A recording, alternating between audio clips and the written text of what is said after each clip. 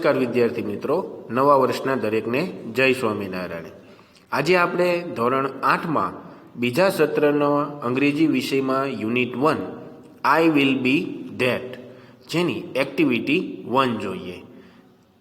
A recite after your teacher, એટલે કે આ ગીત તમારા શિક્ષક પછી તમે પાકું કરો કે ગાઓ. I told them when I grow up I am not going to be a scientist or someone who reads the news on TV. No, I want to be free. I am going to be a tree. They said, તેઓએ કહ્યું એમ. You can't, no, you can't be that. એટલે કે અહીંયા એક બાળક જે છે તે પોતાના મનમાં શું બનવું તે પોતાની ઈચ્છા દર્શાવે છે કે મારે કોઈ વૈજ્ઞાનિક નથી બનવું કે કોઈ ન્યૂઝ રીડર નથી બનવું, મારે ફ્રી એટલે કે મુક્ત રહેવું છે અને મારે વૃક્ષ બનવું છે. તો સામેવાળા તેઓને ના પાડે છે કે ના, તે તું ન બની શક. I told them when I grow up I am not going to be an airline pilot, a dancer, a lawyer or a doctor. No, huge whales will swim in me. I am going to be the ocean. They said, you can't be that. No, you can't be that. બાળક કહે છે કે જ્યારે હું મોટો થઈશ ત્યારે મારે વિમાન ચાલક પણ નથી બનવું કે ડાન્સર નહીં, લોયર એટલે કે વકીલ, ડૉક્ટર કંઈ જ બનવું નથી. મારી અંદર ખૂબ મોટા મોજા ઉછળે છે અને મારે છે દરિયો બનવાની ઈચ્છા છે. તો તેઓ મને ના પાડે છે કે ના, તું ન બની શક. આગળ કહે છે I told them I am not going to be a DJ, a computer programmer, a musician or a beautician. No, streams will flow through me. I will be the home of eagles. I will be full of valleys and fountains. I am going to be a range of mountains. They said, you can't be that. No, you can't be that. કહે છે કે ભાઈ મારે DJ એટલે કે disco jockey, જે DJ વગાડનાર હોય તેને ડીજે કહેવાય છે અને ડિસ્કો જોકી પૂરું નામ છે. મારે ડીજે પણ નથી બનવું, કોમ્પ્યુટર પ્રોગ્રામર પણ નહીં, મ્યુઝિશિયન કે બ્યુટિશિયન પણ મારે બનવું નથી. તો શું કહે છે કે મારે છે એ ખીણોથી ભરેલી, જેને ઝરણાથી ભરેલી એવું પર્વતમાળા બનવું છે કે જેના કારણે મને એક કુદરતી સૌંદર્યનો નજારો જાણવા મળે અને હું તેનો આનંદ માણી શકું. તો તેઓ મને ના પાડે છે કે ના, તે તું ન બની શક. I asked them, just what do you think I am? Just a child, they said. And children always become at least one of the things we want them to be. શું કહે છે કે હું શું છું? તો તેઓ મને કહે છે કે તું બાળક છે અને બાળક હંમેશા પોતાના મનમાં જુદા જુદા વિચારો એના મનમાં હોય છે કે એને મોટા થઈ અને શું બનવું હોય છે અને તેના મનમાં ઘણા જ સારા વિચારો આવતા હોય છે કે તેને આગળ જઈ અને શું બનવું હોય છે. આપણે તેઓની શક્તિને ખીલવવાની હોય છે. સરસ મજાનું કાવ્ય હતું. ત્યારબાદ તેના આધારે આપણે એક્ટિવિટી બી જોઈએ. Choose and tick the correct option. નીચે આપણને એક વિધાન આપેલું હોય અને તેના 3 ઓપ્શન આપ્યા છે. તેમાંથી આપણે કોઈ એક સાચો વિકલ્પ પસંદ કરવાનો છે. પહેલું જોઈએ, what does the child want to be in the first stanza? A, a tree, B, the ocean, C, a scientist. તો બાળકને પહેલાં જે પંક્તિ છે તેમાં શું બનવાની ઈચ્છા હતી? તો આપણને ખ્યાલ છે કે ઓપ્શન એ, અ ટ્રી. બીજું જોઈએ, what should swim in the child? A fish, B, a weeds, C, whales. તો આપણને ખબર છે કે ખૂબ એના અંદર મોજા ઉછળતા હતા એટલે ઓપ્શન સી, વેલ્સ.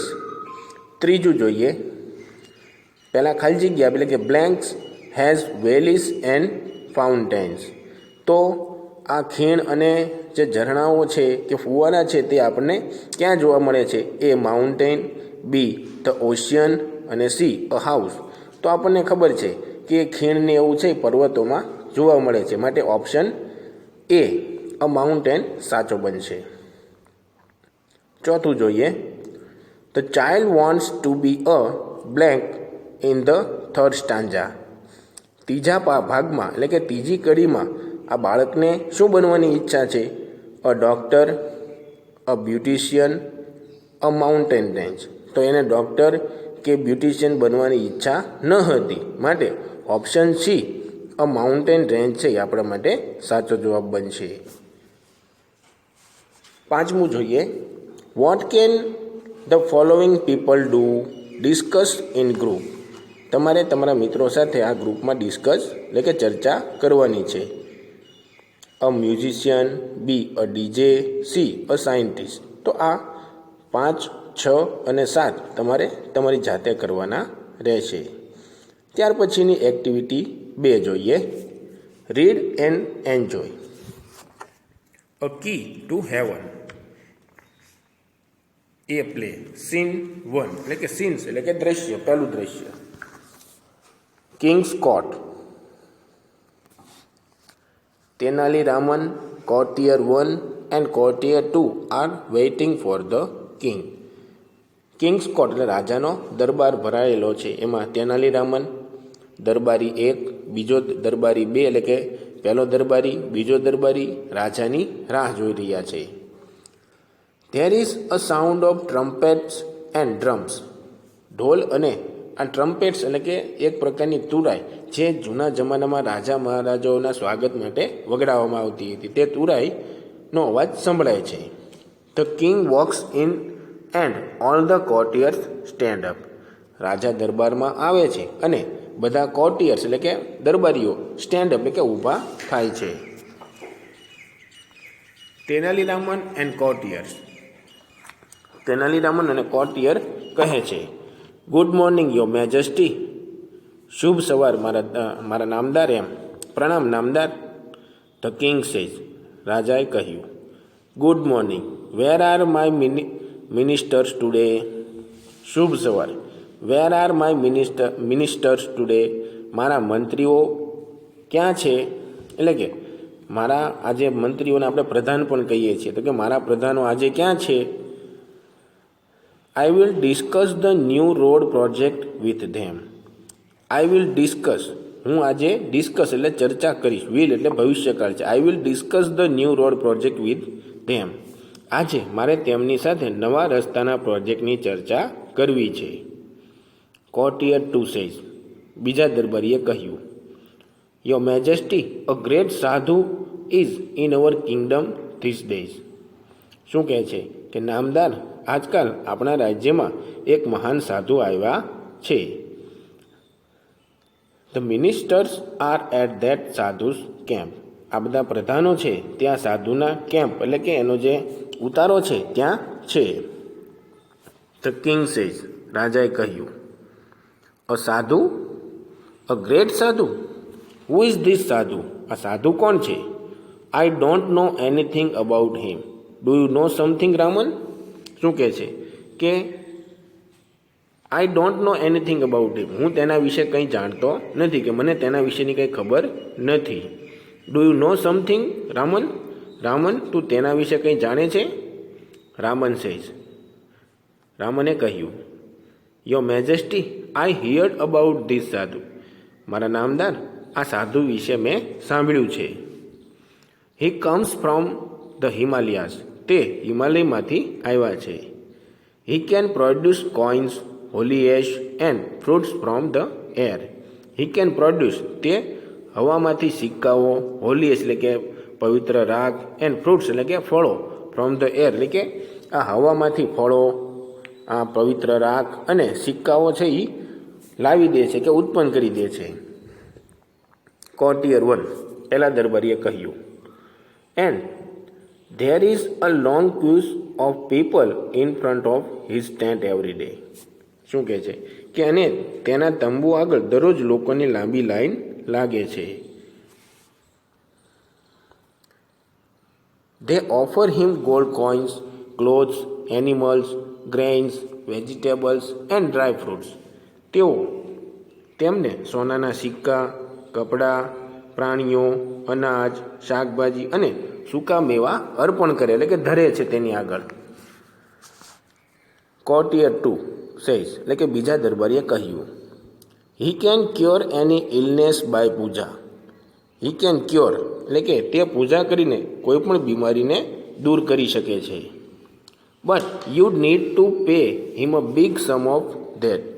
બટ પણ યુ કેન નીડ તમારે જરૂર છે ટુ પે એટલે કે ચૂકવવું પડે છે કે તમારે એ માંદગી માટે મોટી રકમ એ દૂર કરવા માટે મોટી રકમ ચૂકવવી પડે છે.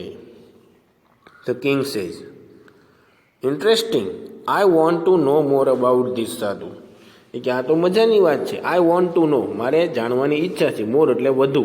અબાઉટ ધીસ સાધુ મારે આ સાધુ વિશે વધુ જાણવાની ઈચ્છા છે. બટ યુ કેન ગો નાઉ પણ તમે બધા જઈ શકો છો. I will discuss about this સાધુ વિથ રામન ઓનલી.